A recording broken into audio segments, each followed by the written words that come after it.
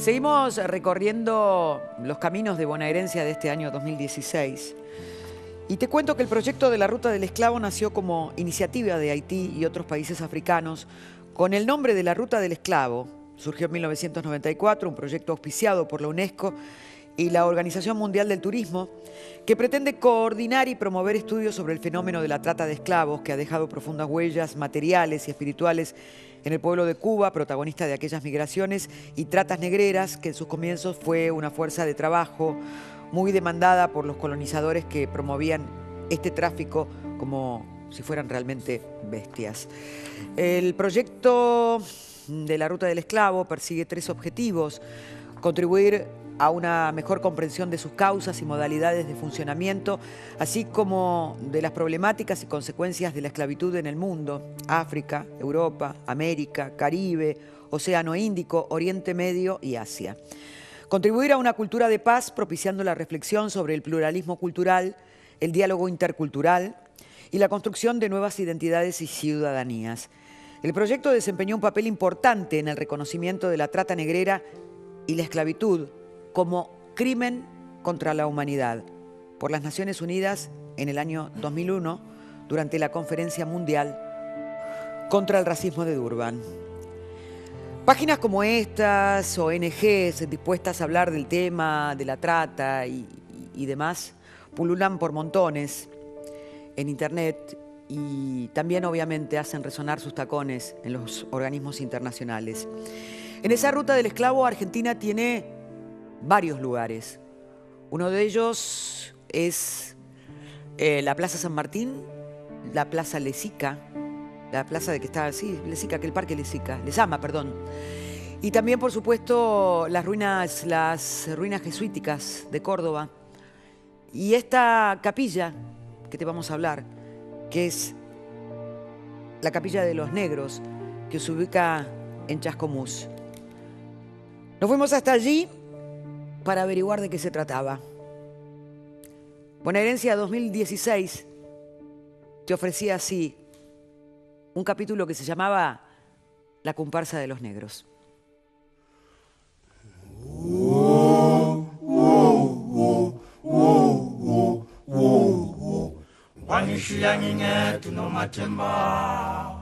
Logo girl, low young mangalisa. Logo girl, low young mangalisa. Mangi boni dandane, eya ihleli ngaphansi komthunzi. Low young mangalisa. How.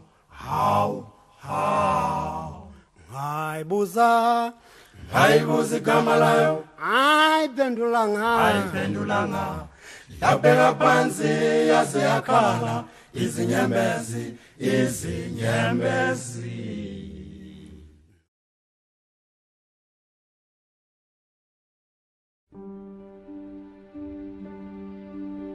En África empezó el viaje humano en el mundo. Desde allí emprendieron nuestros abuelos la conquista del planeta. Los diversos caminos fundaron diversos destinos y el sol se ocupó del reparto de colores. Ahora, las mujeres y los hombres, arco iris de la tierra, tenemos más colores que el arco iris del cielo. Pero somos todos africanos emigrados. Hasta los blancos blanquísimos vienen de África. Quizás nos negamos a recordar nuestro origen común porque el racismo produce amnesia, o porque nos resulta imposible creer que en aquellos tiempos remotos el mundo entero era nuestro reino, inmenso mapa sin fronteras, y nuestras piernas eran el único pasaporte exigido.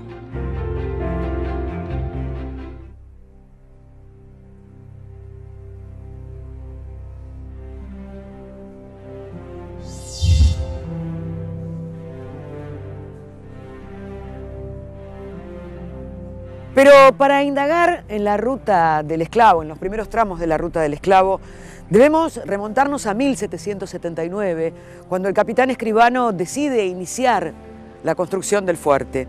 Es allí que le escribe al virrey, comunicándole la necesidad de esclavos para realizar dicha construcción. Esta carta es un indicio de la llegada de los primeros esclavos a la ciudad, así como también la constancia de la llegada de la negra Ana Escribano para trabajar al servicio de la familia del fundador de la ciudad.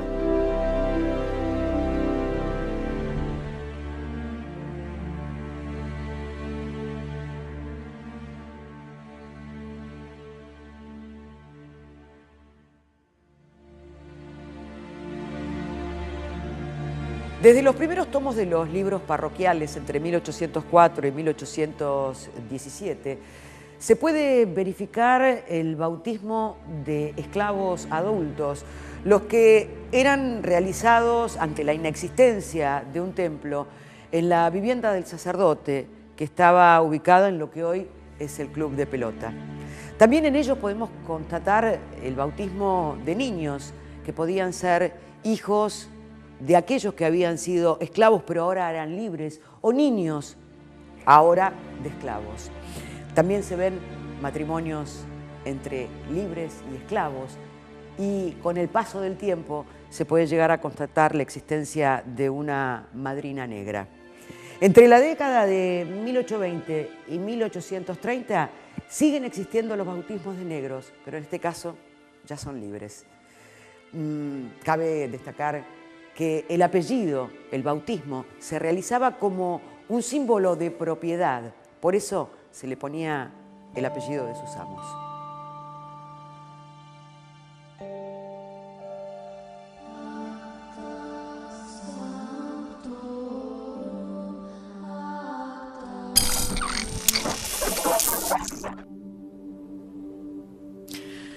Y acá vuelven nuevamente las dudas las dudas del estudiante de historia.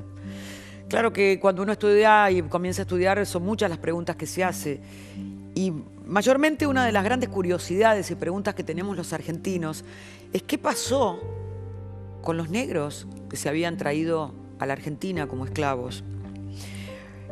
Una de las primeras respuestas que uno encontró como estudiante de historia fue, bueno, en realidad en el virreinato del Río de la Plata los esclavos revistieron como empleados domésticos, porque mayormente las minas de Potosí estaban extinguidas porque los españoles ya se habían llevado todo y las habían explotado, según se dice, con los indígenas que morían uno atrás del otro porque ni siquiera tenían el porte físico para poder llevar adelante ese trabajo. Pero más allá de esa respuesta que no conformaba y que nos dejaba con esa imagen que nos vendían en el colegio de el vendedor de velas, de la vendedora de empanadas, que siempre eran negros, ¿viste? Qué cosa curiosa. El que prendía las luces, ¿cómo se llamaba? Las 12, Andado y Sereno. Y era poco lo que se encontraba como respuesta, y era lógico que alguien moviera una ficha y la pusiera en orden. Y esta ruta de la UNESCO, la ruta del esclavo, este trabajo de la UNESCO, tal vez empiece a tirar un poco de luz sobre lo que sucedió. Tal vez uno de los lugares del virreinato del Río de la Plata que más impacto haya tenido es lo que hoy es Uruguay, la banda oriental, que todavía se perciben esos rasgos. Nosotros tuvimos en este programa la presencia de Mirta Toledo, que nos habló de los afrodescendientes y del rechazo histórico, sobre todo de una corriente histórica, tuvo hacia los descendientes de los negros. Muchas veces se supuso que muchos de nuestros próceres tenían sangre negra y muchas veces también se negó, como es el caso de Rivadavia. Y muchas veces también se usó como elemento peyorativo el ser descendiente de negros. Pero bueno, son cuestiones que hacen a la historia y que también tenemos que revisar y a veces hablarlas, aunque no resulten demasiado agradables por el modo en que han sido tratados. De todas maneras, cuando estábamos en Chascomús, pude intercambiar algunas palabras no así con la nieta de Eloísa, la descendiente de afrodescendientes, porque estaba enferma, tenía una gripe muy grande y no nos pudo atender, pero sí pude hablar con uno de los chicos que fue quien nos hizo el musical al ritmo del candombe. Y él me decía que la nieta de Eloísa no está muy conforme con lo de la ruta de la UNESCO. La ruta del esclavo de la UNESCO dice que los afrodescendientes consideran que no es demasiado justa ni demasiado realista. Pero de todas maneras, yo siempre digo que por más que no sea demasiado justo y no sea demasiado realista, lo que sí está bueno es la primera intención de correr el velo, de descorrer, de tapar, de sacar viste como yo hacía con el vidrio, para comenzar a hablar de los temas. Así que esa es una buena jugada y vamos a seguir recorriendo esta comparsa de los negros. Dale. Si bien no existe documentación concreta, se cuenta con indicios aquí en Chascomús de la presencia de esclavos trabajando en las estancias. Por ejemplo, se sabe por transmisión oral de la llegada aquí a Chascomús de 8 esclavas, mujeres negras, que arribaron en algún momento para trabajar en la estancia de la familia Newton, la estancia se llamaba Santa María, y que habrían llegado exactamente al embarcadero del río Salado. Fue durante el rosismo y 20 años después de la derrota de Caseros que la comunidad negra tuvo su apogeo aquí en Chascomús, ubicándose en esta zona a la que se denominó Barrio del Tambor, y es una zona que está ubicada, que se extiende desde la iglesia catedral hasta la costanera de la laguna. Es un lugar histórico, hoy es el casco, parte del casco histórico de la ciudad. Y era habitual en aquellos tiempos que durante la noche del sábado se juntaran aquí para quedarse hasta el amanecer del domingo para realizar sus festividades a puro tambor y candombe.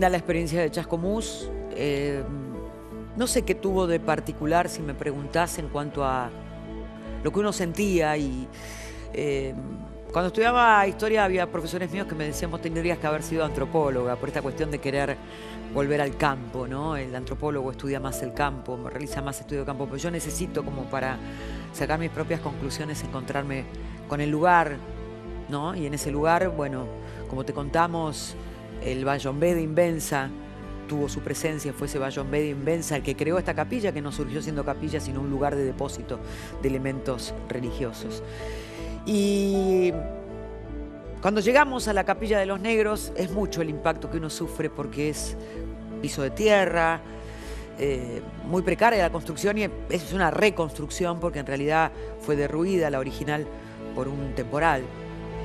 pero sigue siendo fuerte porque allí mucha gente ha colocado imágenes que se mezclan con lo religioso, con lo católico, apostólico romano. Hay cartas de Alfonsín que le escribió a Eloísa, esta afrodescendiente. Hay muchas cuestiones mezcladas, pero hay un clima bastante particular. Y cuando arribamos a la Capilla de los Negros, no solamente estaba la imagen de Eloísa, que hace muy poco tiempo que falleció, sino que estaba una banda de muchachos que practican el candombe, con sus tamboriles en la puerta, que batían de una manera casi repetitiva, ¿no? Y a los cuales le sacamos un musical que incluimos dentro del programa. Estar dentro de la capilla y escuchar ese sonido era como retrotraerse al tiempo pasado, y era un impacto medio como furibundo para alguien que siente la historia de la manera que la siento yo. Después me entero que colindante a la Capilla de los Negros vivía el hermano de Eloísa, un afrodescendiente, que falleció hace exactamente 1 año y medio atrás, víctima de una intoxicación de monóxido de carbono cuando se prendió fuego la capilla. Evidentemente, todas esas cuestiones hacen que el relato sea mucho más intenso y mucho más querible, porque tanto su hermano como Eloísa fueron los últimos afrodescendientes en la localidad de Chascomús. Es decir, hemos perdido todo contacto. Lo único que nos queda es la nieta de Eloísa. Y me acuerdo que me fui al hotel, y me fui, creo que esa noche compartimos la habitación con mi querida Pepa Lozano, y desde el lugar donde estábamos a las 10 de la noche se seguían sintiendo los tamboriles ese sábado a la noche, que remedaban lo que hacían los negros en la localidad de Chascomús. Encontrarse los sábados a la noche para festejar, para celebrar sus propias creencias, de manera tal que fue como rebobinar y meterse en el pasado. ¿Seguimos recorriendo este comparsa de los negros? Vamos.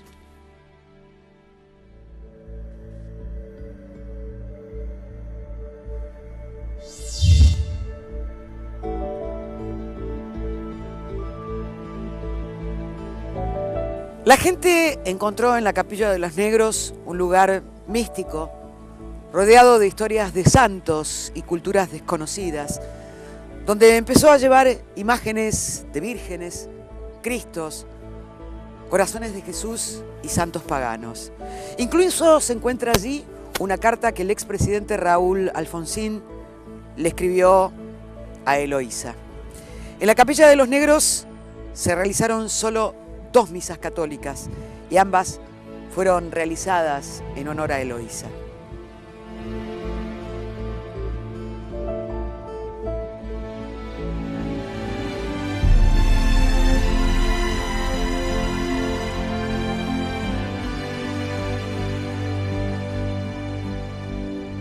Según la UNESCO, Eloísa fue la última africana pura que habitó la ciudad.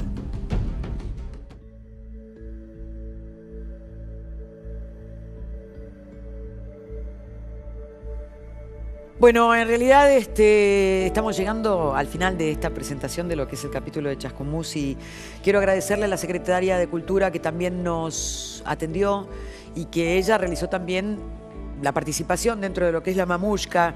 La mamushka es una excusa nuestra dentro del programa para contarte qué son las localidades actualmente y a qué se dedican, cuál es su cantidad de habitantes, cuáles son sus principales actividades. Y lógicamente, bueno, lo logramos a través de esta manera. Gracias a ella, gracias al Hotel Chascomús, que nos albergó muy bien y con mucho cariño. Hotel Chascomús era, ¿no? Que nos dio de comer cosas muy ricas a la mañana. Qué manera de desayunar, impresionante, cómo nos daban de comer. Pero bueno, además de eso, de agradecerles a ellos, quiero decirles que tomábamos contacto en Chascomús con lo que va a suceder en el capítulo siguiente, que creo que Dolores era el capítulo 10. El capítulo 10, que hablaba de los Libres del Sur, porque allí en Chascomús está el camposanto de la batalla de Chascomús, que se dio entre Rosas y los Libres del Sur.